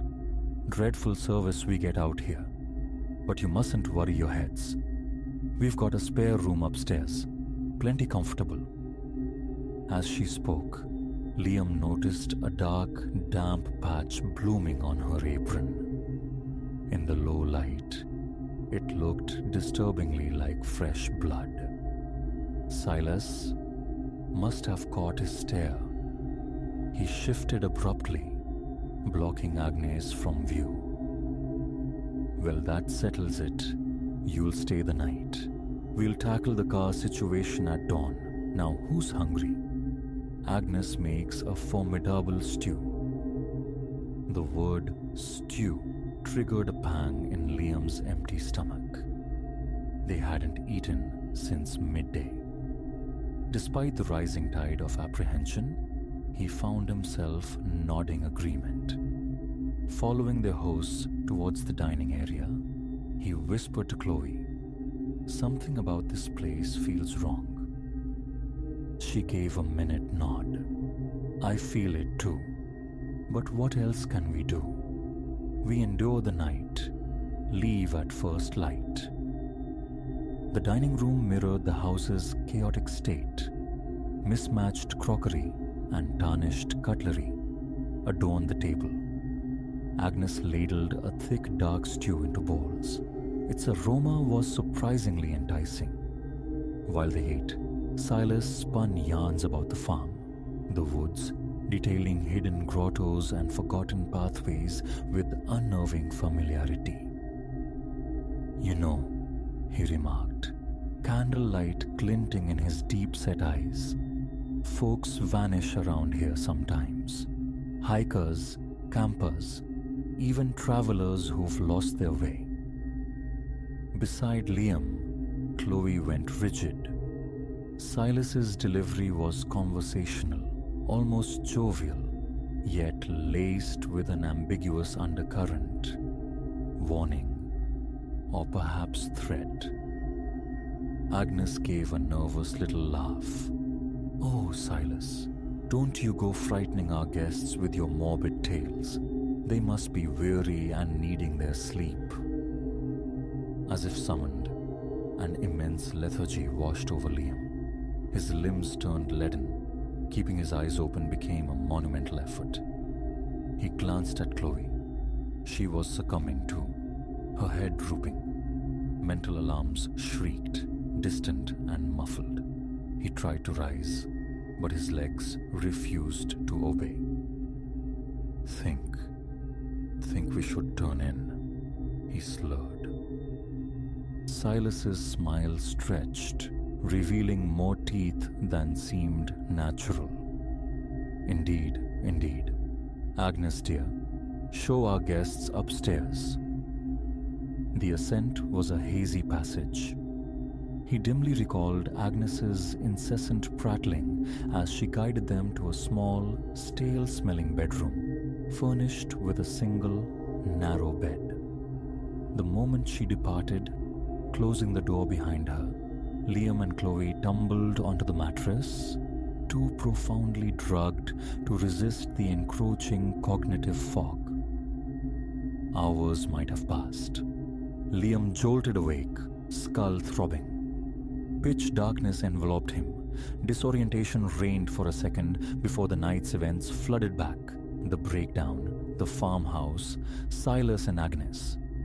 He fumbled for his mobile, its faint screen illuminating the time. 3:17 a.m. Chloe slept soundly beside him, her breathing slow and deep. Then he heard it. Voices drifting up from below, muffled yet distinct. Straining, he caught fragments. Pristine condition. Fetch a handsome sum. Need to act fast.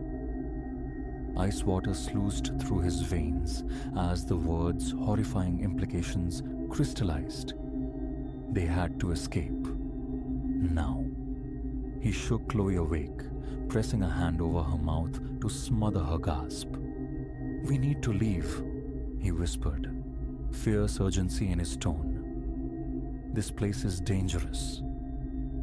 Her eyes widened in terror, understanding dawning. Silently they slid from the bed, creeping towards the door, each creak of the ancient floorboards amplifying in the stillness. The hallway stretched dark and quiet, though the low murmur from downstairs persisted. They descended the stairs, step by agonizing step, pausing at every groan of the wood. Near the bottom, light seeped from under a closed door. The cellar, Liam realized with a jolt. They were nearly at the front door when a floorboard shrieked under Liam's weight. The voices below abruptly ceased. "Hear that?" Silas's voice, stripped of all cordiality, sharp with suspicion. No hesitation. Liam and Chloe lunged for the door, grappling with the stiff lock. Behind them, the cellar door banged open, followed by the thud of hurried footsteps. They burst out into the chill night air, sprinting blindly down the overgrown track towards the road. Silas's shouts pursued them, words lost to the frantic pounding in Liam's ears. They ran, lungs searing, never glancing back. Gasping, they finally halted, finding themselves back beside their inert vehicle. Almost numbly, Liam tried the key. Miraculously, the engine roared to life on the first turn. As they accelerated away, leaving the sinister farmhouse shrinking in the rearview mirror, the certainty settled. They had narrowly evaded a fate far darker than being stranded. Silence stretched between them as they drove, the miles dissolving the immediate terror, but not the chilling memory. Only when the welcoming glow of the next town appeared on the horizon did Chloe speak, her voice unsteady. Liam, what do you suppose they intended for us? He shook his head, unwilling to articulate the ghastly scenarios churning in his mind. I don't know, and I don't want to. Let's just thank God we're out. Pulling into the reassuring brightness of a petrol station, surrounded by the mundane markers of safety, Liam made a silent, fervent promise. Regardless of the detour, regardless of the inconvenience, never again would they seek refuge with strangers found flickering on a dark, forsaken road.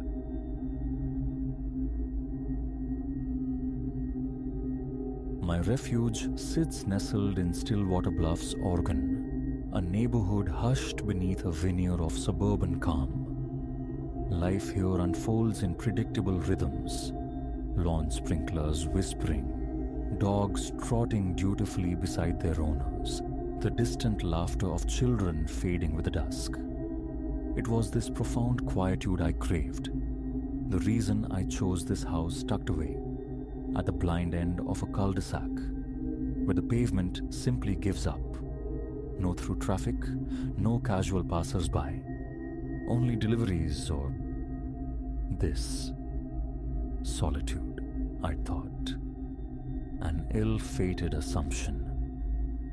The clock had likely slipped past midnight's solemn chime. Cocooned in blankets, adrift on the edge of slumber after a day that had wrung me dry, the house held its breath around me. The neighborhood outside lay entombed in silence. Just as consciousness began to fray, the doorbell shrieked. Not a polite chime, but a sharp electric summons that jolted me upright. My pulse instantly a frantic drum against my ribs. Who? At this ungodly hour? My phone's cold screen glowed. 12:17 a.m., a digital testament to the intrusion. I waited, suspended in the ringing's echo, praying for the finality of a prankster's retreat. Silence returned, briefly, only to be shattered by a second peal. This one sustained, insistent, vibrating through the floorboards. It demanded acknowledgement. A crawl of unease traced my spine as I slid from the warmth of my bed. My sanctuary, the bedroom, faced the shadowed backyard. The front door remained unseen. Down the darkened hallway I crept, each step amplifying the unnatural stillness beyond the threshold. No shuffle of feet on the welcome mat, no silhouette cast beneath the door by the porch light. An unnerving void where presence should be. My hand hovered, a breath away from the cool brass of the knob. Hello? The word emerged thin, brittle. Is anyone there?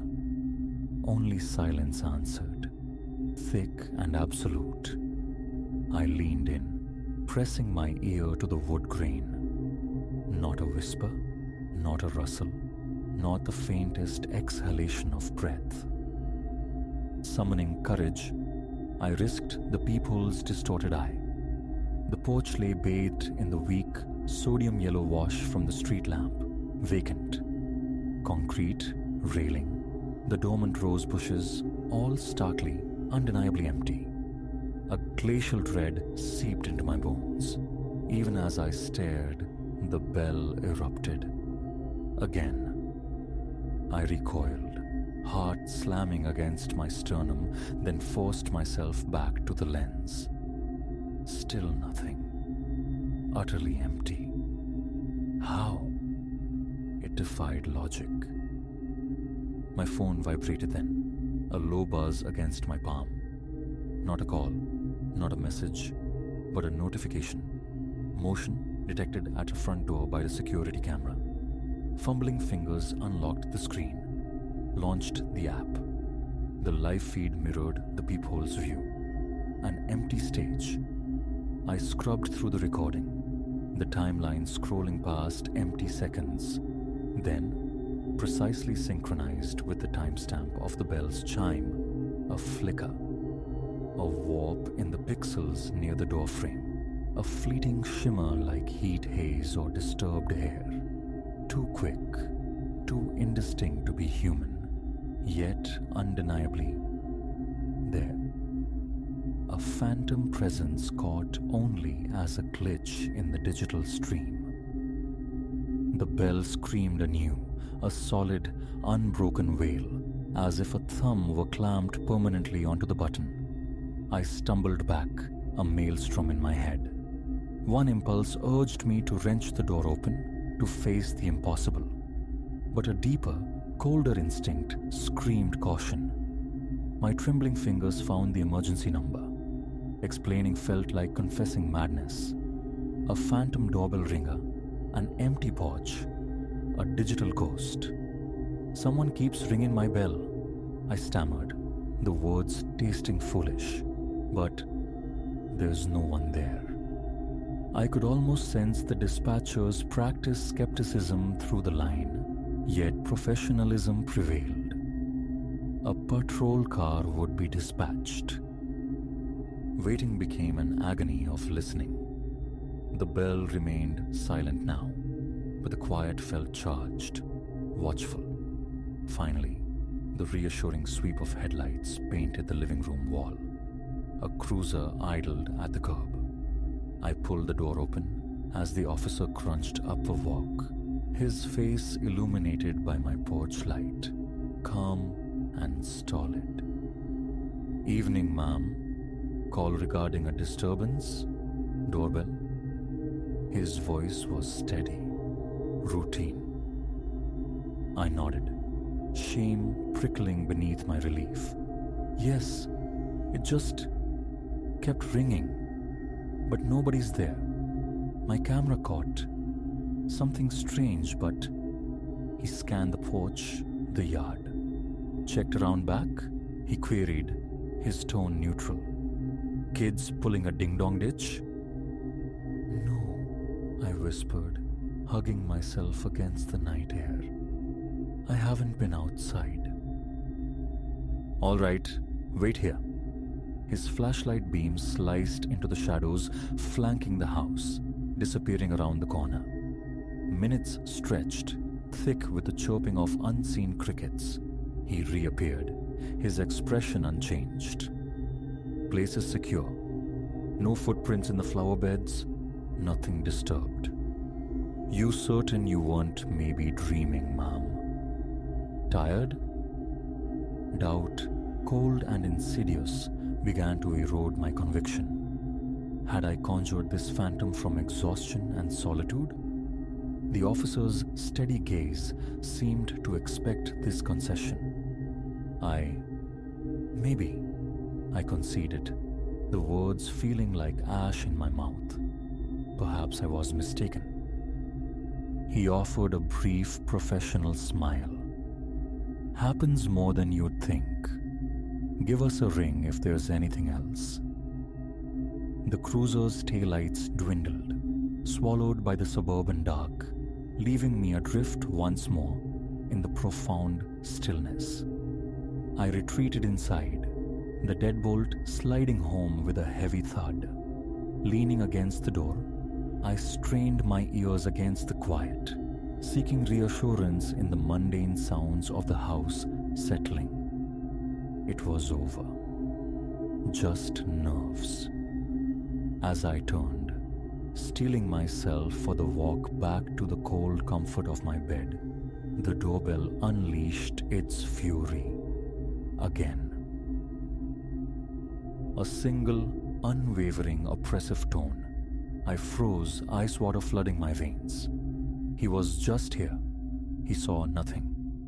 Yet the summons persisted, drilling into the silence. Trembling, I approached the door, compelled to look one last time through the distorting lens. Empty.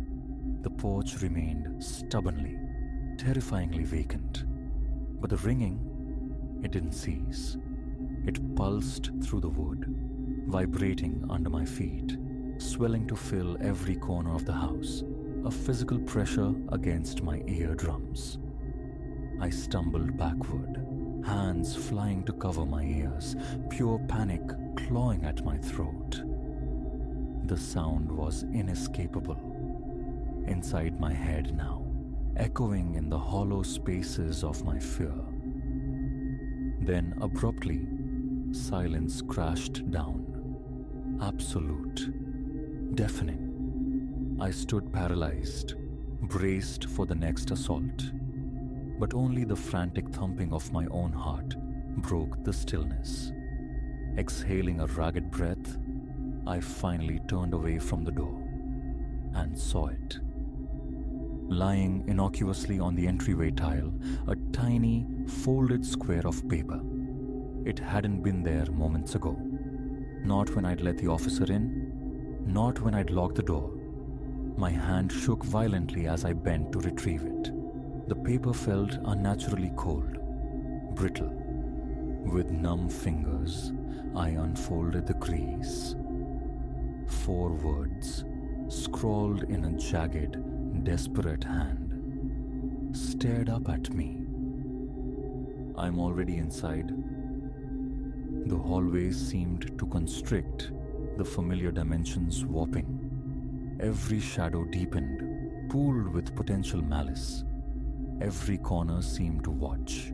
The crumpled paper felt welded to my palm. How long I remained rooted there, scanning the silent house, listening with an intensity that made my ears ring, I cannot say. The air itself felt thick, expectant. Yet, nothing stirred. No floorboard creaked, no whisper broke the quiet. Eventually, sheer terror propelled me backward, stumbling into the living room. Sleep was unthinkable. The bedroom, a distant, isolated territory, felt impossibly far.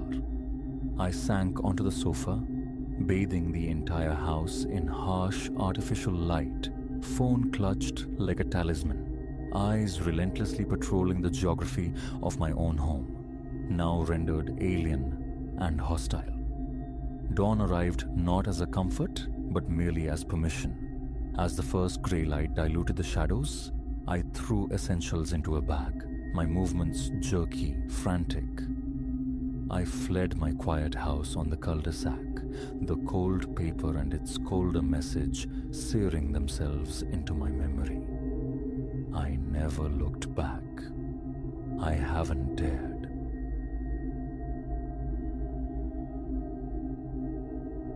The instant our boots crossed the unseen threshold into that sequestered hollow, a cold certainty gripped me. We had blundered irrevocably. Their grins were stretched too taut, the effusion of their welcome unnaturally fervent. And as the sun bled out behind the serrated peaks, a dawning terror whispered that egress might no longer be an option. It began, as these things often do, with the simple allure of the unknown. My companion, Finn, and I, seasoned trekkers, chasers of horizons, had plotted this expedition for months. We craved the bite of raw wilderness, the silence of places untouched, whispers of a primeval tract deep within the mountain's folds, a land unscarred by map lines or modernity, proved an irresistible siren song. We struck out under a brittle autumn sky, our packs burdened with the promise of a week's solitude. Days unfolded in a tapestry of staggering beauty, panoramas that stole the breath, streams like liquid crystal, an isolation so profound it felt as though we were the final embers of humanity. Then, on the fourth day, the world tilted. We were shouldering through a claustrophobic thicket when Finn froze. Head canted. "Listen," he breathed. "Do you catch that?" I strained my ears. The familiar forest symphony played on. The dry rustle of leaves underfoot, the sharp calls of unseen birds. But beneath it, almost subliminal, a thread of sound. Laughter. Unmistakably human, Finn and I exchanged bewildered looks. We were leagues from any charted path, any known habitation. Who else could possibly be here? Intrigue, that treacherous compass, guided us. We pressed onward, parting curtains of dense foliage. Abruptly, the trees yielded, spilling us onto the lip of a miniature valley. The sight arrested our breath. Cradled below lay not skeletal ruins, but a vibrant, functioning village. Tendrils of smoke curled from stone chimneys. Children's cries echoed in the lanes. The very air hummed with the thrum of life. "Impossible," Finn muttered, his voice thin. "There's no mention of this anywhere. No maps." As we gaped, adrift in disbelief, figures detached themselves from the village tableau. They saw us. The reaction was instantaneous. A wave of effusive energy surging towards us, faces illuminated by those unsettlingly broad smiles. "Travelers," cried the first to reach us, a stout man with weathered features. "Blessings upon us. It has been an age since travelers found Ethelgard." In moments we were engulfed, swept into the village's heart amidst a vortex of eager faces and tumbling questions. From whence had we journeyed? How had we pierced their seclusion? Were we alone? The village patriarch, a man named Eldred, whose age sat surprisingly lightly on his nimble frame, insisted we accept his hospitality. "You must be weary beyond measure," he declared, guiding us into a dwelling of warm, rough-hewn timber. "Rest now. Tonight, Ethelgard feasts in your honor." Too stunned, too disoriented to demur, Finn and I found ourselves seated, steaming bowls of fragrant stew set before us. As we ate, Eldred painted a picture of their community. Ethelgard, founded generations past by souls seeking refuge from the burgeoning clamor of the outside. "We want for nothing here," he stated, a fierce pride glinting in his eyes. "The valley provides all." It was a sociologist's fantasy, a pocket of existence preserved in amber. Finn, ever the enthusiast, was utterly captivated, showering Eldred with inquiries about their customs, their isolation. Yet, a dissonance hummed beneath the surface for me. The villagers' zeal felt performative, their smiles like painted masks. When dusk deepened into true night, the promised celebration erupted. Music spiraled, figures danced with wild abandon, and food appeared in staggering profusion. The welcome was relentless, almost suffocating. Still, the sensation of being scrutinized, weighed, persisted like a chill beneath my clothes. It was deep into the night when we finally retreated to the chamber Eldred had designated. The moment the heavy door clicked shut, I spun on Finn. "We leave," I hissed, urgency tightening my throat. "Dawn. First light." Finn stared, incredulity warring with fascination on his face. "Leave," Silas, are you mad? This is monumental. We have to stay, understand this place. I struggle to articulate the nameless dread coiling in my gut, the pervasive wrongness of it all. He waved away my anxieties. Paranoia, Silas. Plain and simple. They've shown us nothing but generosity. Sleep offered little refuge that night, my mind haunted by phantoms of grinning visages that concealed rows of sharpened enamel. Morning found us sharing the communal breakfast. Feigning nonchalance, I remarked that our schedule required us to press on soon. The shift in atmosphere was palpable, instantaneous. "Depart?" Eldred queried, his smile flickering for the barest second. "But your arrival is so fresh. Surely a few more days amongst us?" My protest died unspoken as Finn interjected, his voice brimming with misplaced eagerness. "We'd be delighted," he beamed. I shot him a venomous look. He remained oblivious. Days bled into one another, each dawn deepening my unease. Every mention of departure met the same gentle, unwavering resistance. Stay longer. So much yet unseen. So much to share. Finn, my erstwhile anchor, drifted further from me, mesmerized by Ethelgard's rhythms, immersing himself in their ways. I began to observe discrepancies. The village demographics skewed strangely.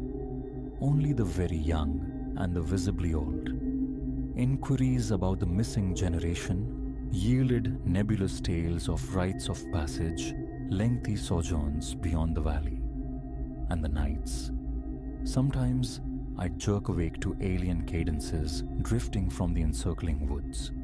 Rhythmic chanting, or sounds horribly suggestive of stifled cries dismissed by Eldred as nocturnal fauna, or the wind's deceitful voice. A week stretched taut, then snapped into two. Still, escape remained elusive.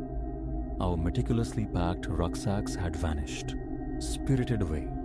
Paths out, we were told, were perilous, demanding guides who remained perpetually occupied. My attempts to pierce Finn's enchantment, to make him recognize our gilded cage, proved futile. He spent increasing hours with the villagers, absorbing their lore, participating in obscure rituals. The friend I knew was dissolving before my eyes. One starless night, sleep an impossibility, I resolved to investigate. Slipping from Eldred's house like a wraith, I navigated the slumbering lanes towards the village periphery. Near the tree line, hushed voices snagged my attention. Hugging the deepest shadows, I crept closer. What I witnessed in the small moon-dappled clearing froze the marrow in my bones. A circle of villagers, Eldred presiding, stood gathered. At their center, a crude stone altar. Upon it, I choked back a gasp. A figure lay utterly still. Eldred's voice, low and resonant, carried through the stillness. "The Ancient One's hunger," he intoned. "Their thirst demands appeasement.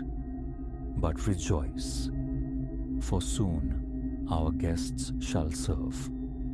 Their vitality will purchase our continued prosperity."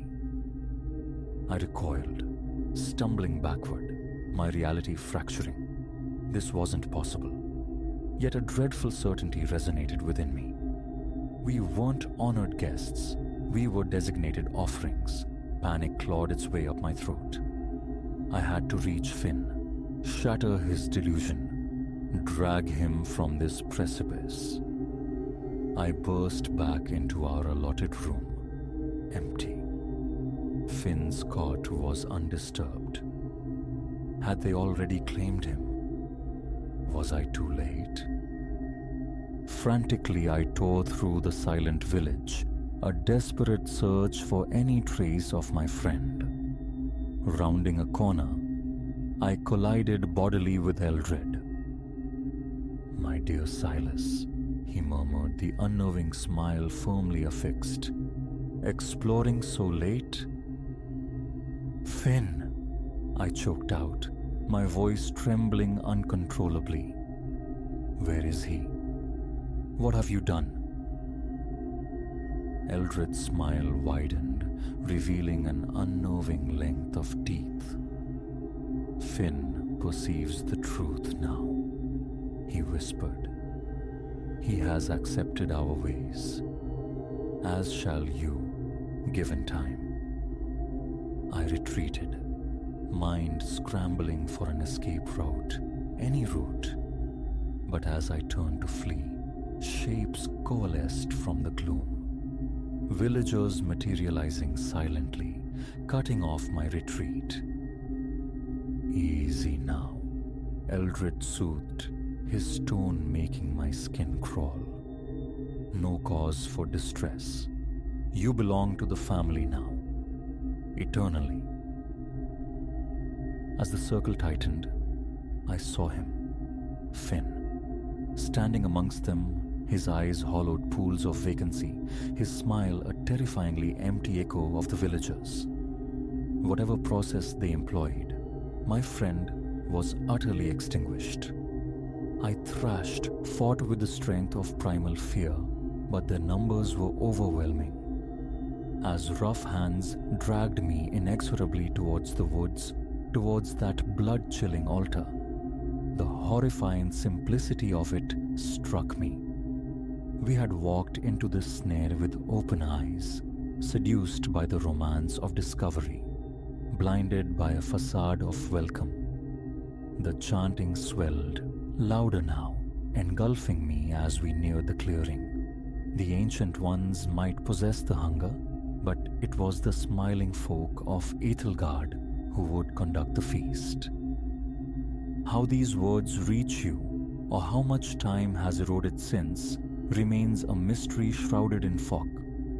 My recollections swim in fragments, glimpses of arcane rites, the cloying, metallic sweetness on my tongue. Sometimes I suspect I remain trapped within Ethelgard's embrace, suspended in some liminal existence. Other times, I fear this narrative is merely the final flicker of a dying mind. Yet, if this script finds its way out, if against all odds it reaches the world beyond the peaks, then listen. Tread carefully where the wild places beckon. Not every hidden sanctuary wishes discovery, and some smiles conceal only fangs, ravenous for life. Should you ever stumble upon a village too idyllic, where the kindness feels too thick and the grins stretch too wide, turn. Flee without hesitation, because once Ethelgard enfolds you, it never relinquishes its grasp.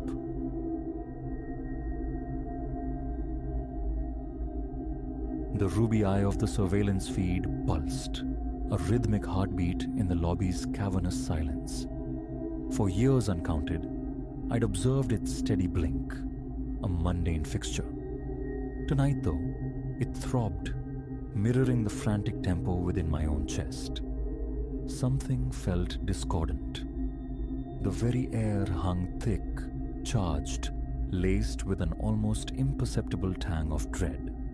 My routine vigil at the Apex Center was about to unravel into a descent, a plunge that would fracture my understanding of this place, my peers, the fragile architecture of reality itself. My name is Elias. 3 years tethered me to the nocturnal solitude of this security post. Apex Center, by day, a monument of sun-struck glass and polished steel. By night, a skeletal maze of whispering corridors and elongated shadows. Usually, the battle was against encroaching sleep. Not this night. This night redefined the darkness. It began with a telephone shriek of violence tearing through the lobby's hush.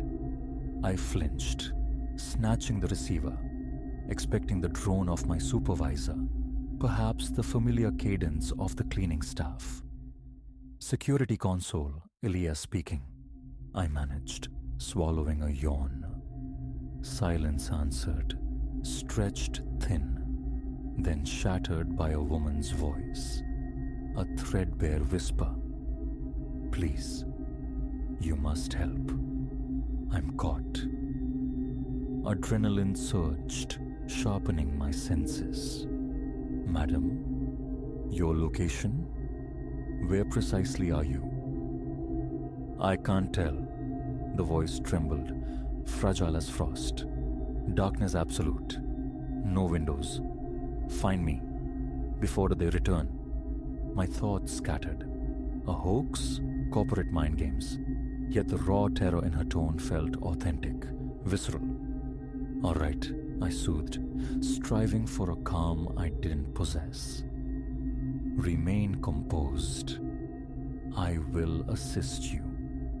Describe anything. Anything at all. Cold, she breathed, and a low drone, like machinery. The sub-levels. Unquestionably, the building's mechanical heart pulsed down there. But her ingress, her captors? I'm coming, I assured her. Keep the line open if possible. Flashlight secured, radio clipped on, I hesitated. Protocol screamed for police, for backup. Instinct, however, screamed urgency. Time was a luxury I couldn't afford. The elevator's descent felt glacial. As the doors sighed open, a wave of frigid air washed over me, carrying the deep thrum of unseen engines. My flashlight beam sliced the gloom, painting stark lines on sweating pipes and junction boxes. Hello. My voice seemed small, swallowed by the concrete expanse. Is anyone present? Silence reigned. Deeper I ventured, my bootfalls echoing unnervingly. A growing disquiet settled upon me, a sense that the situation's fabric was fundamentally wrong. Then I saw it, recessed, obscured by derelict filing cabinets, a door previously invisible to me. Heavy gauge steel.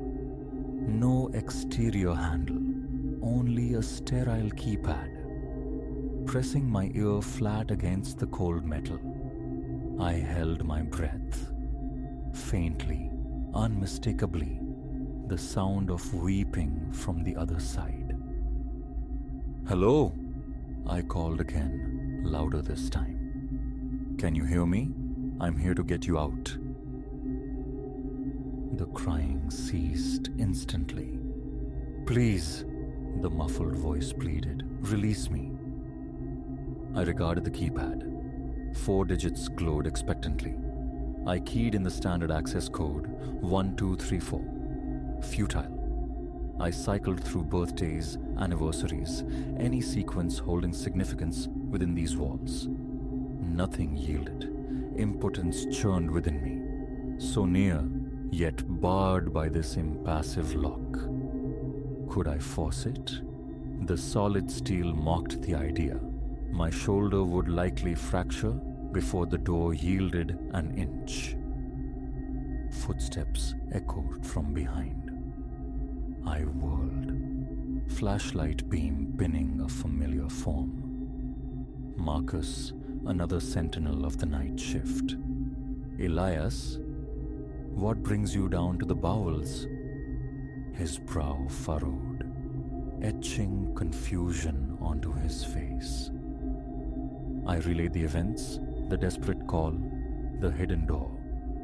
With each word, Marcus's expression shifted, morphing into deep concern. Elias, he began, his tone measured, deliberate. There isn't a phone line extension in the sub-levels. Never has been. And that particular door, it's always been present. leads to the old civil defense shelter, been sealed for decades. An icy tendril traced my spine. But I heard her, Marcus. I insisted, the conviction solid, despite his words. She's trapped inside, right now.